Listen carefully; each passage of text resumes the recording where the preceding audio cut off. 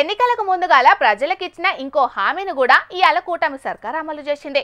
ముందుగాల చెప్పినట్టే 15 ఆగస్టు నాడు స్త్రీ శక్తి పేరు మీద మహిళలకు ఉచిత బస్సు ప్రయాణ పథకాన్ని ఇయాల లాంఛనంగా షాల్ చేసిండ్రు. మరిగా ముచ్చట్ల మీద కూడా ఓ నజరేద్దాం పాండ్రి.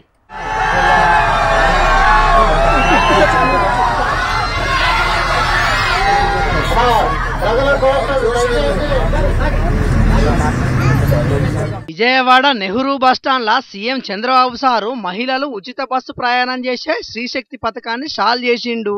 అది వరకు మంగళగిరి నియోజకవర్గంలో ఉన్న ఉండవల్లి గుహల దగ్గర మహిళలకు 0 ఫేర్ టికెట్లు ఇచ్చి చిన్న సీఎం మంత్రి నారా లోకేష్, పువ్వు పార్టీ రాష్ట్ర అధ్యక్షుడు మాధవ్ కొంతమంది మహిళలతో కలిసి విజయవాడ దాకా బస్సులోనే ప్రయాణం చేసిండు. అటెంక పెట్టిన మీటింగ్ లా గిట్లా మాట్లాడకొచ్చిండు బాబు సారు. ఈ రోజు మాకు 1500 నుంచి 2000 రూపాయలు నెలకు భారం తగ్గుతా ఉంది, ఖర్చు తగ్గుతా ఉందని ఆడబిడ్డలు ఆనందపడే పరిస్థితికి వచ్చారు. అది ఈరోజు స్త్రీ శక్తి పథకం వల్ల లాభం అని చెప్పి కూడా నేను మీకు తెలియజేస్తున్నా. విన్నారు కదా, ఈ పథకం చేయంగా మహిళలందరికీ ప్రతి నెల 1500 నుంచి 2000 దాకా లాభం జరుగుతుందని ఖుషిగా చెప్పిరట బాబు సారుకు. ఈ పథకాన్ని రాష్ట్రంలో ఉన్న 2,62,00,000 మంది మహిళలు, ట్రాన్స్జెండర్లు వాడుకునే ఏర్పాట్లు చేసింది సర్కారు. Palle Velugu, ultra Palle Velugu, express, city ordinary, metro express బస్సులల్లా ఈ కార్డు నుంచి మహిళలంతా ఉచితంగానే ప్రయాణం చేయవచ్చు అన్నట్టు.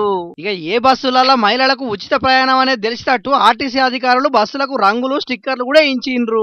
ఇట్లా ఉచిత ప్రయాణం చేయాలంటే మాత్రం ఆధార్ కార్డు, ఓటర్ గుర్తింపు కార్డు, రేషన్ కార్డు ఇట్లా ఏదన్నా ఒకటి ప్రభుత్వ గుర్తింపు కార్డును కండక్టర్లకు చూపిస్తే చాలు ఫ్రీ టికెట్ వర్తిస్తుంది అన్నట్టు.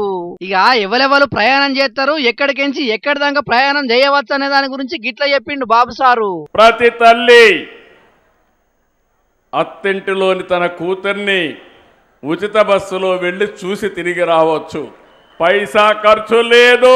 ప్రతి కోడలు అత్తతో కలిసి ఉచిత బస్సులో మార్కెట్కి పోయి సరుకులు కొనుక్కొని ఇంటికి పోయే పరిస్థితి వస్తుంది.